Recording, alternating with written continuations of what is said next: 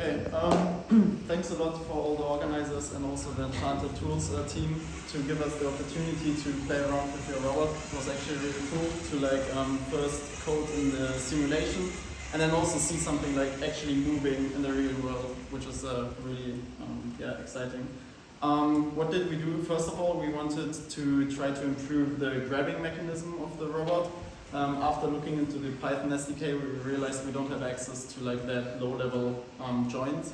Also, we confirmed that with the Enchanted Tools team, so we had to pivot our idea and we came up with a different idea. Basically, because it's also a social robot, we thought about, okay, we can make like a museum guide. So in this demonstration, we will have the robot going from checkpoint to checkpoint, and it will always say something about something in the museum, and then it will continue walking. So first of all, we had to figure out how to make the robot move in the simulation, and then also in the real world. We had some problems with the movement. Ahmed can continue on that. Okay, so basically we used first the go-to relative, and there is some issues with localization. It's not that accurate. So instead of using go-to relative point after point, which will accumulate errors, we opted out to go to check the go to absolute.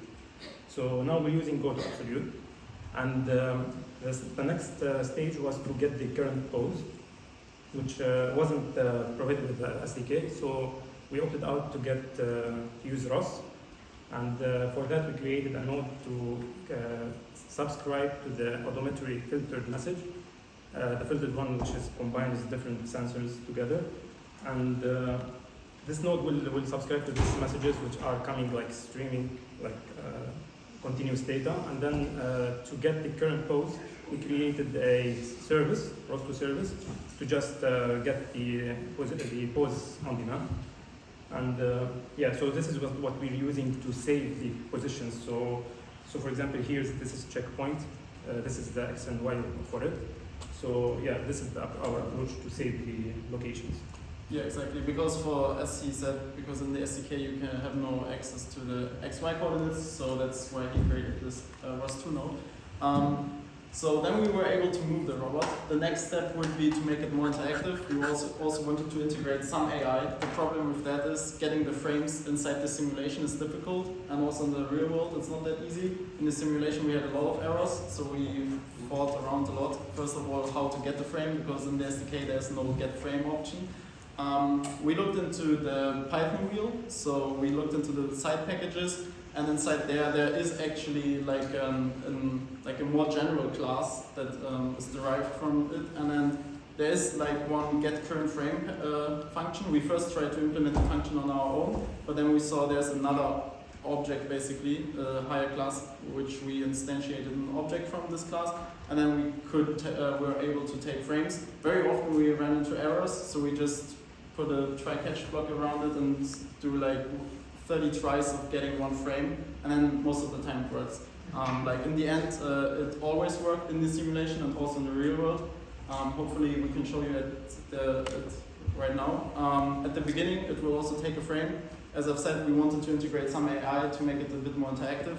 So in the beginning, it will take a look at the audience, in this case to the museum tour people, and it will count how many people are there. So it will just get the frame, send it to a faster recurrent neural network, and it will, it's pre-trained on Resonant 50, so it will just count how many people are in the frame, and will say, hey, I'm happy that X people are in the frame. Hopefully it works now. Yeah. So that's our approach. We will stand here so that the robot can see us and hopefully count us. And then we can start with the demonstration.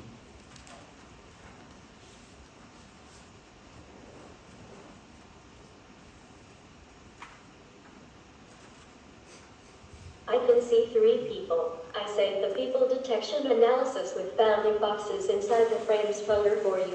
We will first take a look at one of the most adventurous people that ever existed, Napoleon Bonaparte.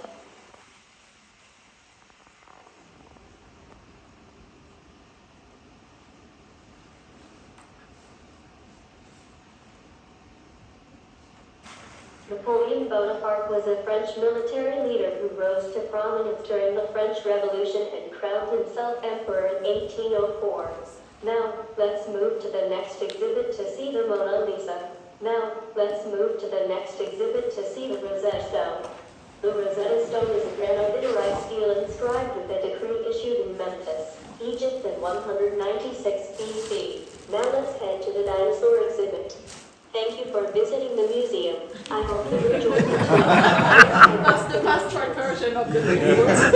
From today's exhibit, We've done with you now. simply send me an email and I'll send the photos back to you. Nice. So Yeah. it was supposed to go here and then go there. Yeah. Apparently it got stuck, but usually, like with the absolute coordinates that Ahmed created the ROS2 node with, in the simulation it worked really well. Like we were surprised because, like with the relative movements, as we've said, like the problem is it always accumulates the error, right? If the first position is a bit like off, yeah, then like the next position will be like this offset will be added. So yeah. Yeah. But yeah. Absolutely, you just in the absolute position you just get this error once. Yeah. You were unlucky, guys, that she got stuck because I saw her earlier on wandering around the place. Yeah. Him earlier on wandering around the place. Yeah. So you were really unlucky. Really interesting. Again, another one I'm quite fond of. I've done a couple of museum tours with various social robots, and they do tend to work really, really well, particularly if you've got school groups, because again, they get really engaged in the fact that it's not some boring old teacher walking around telling them what's going on. So, really, really good use case example. I saw the amount of work you put into it, guys. You've got a lot done in a very short space of time, so well done. Anybody got any questions for these guys?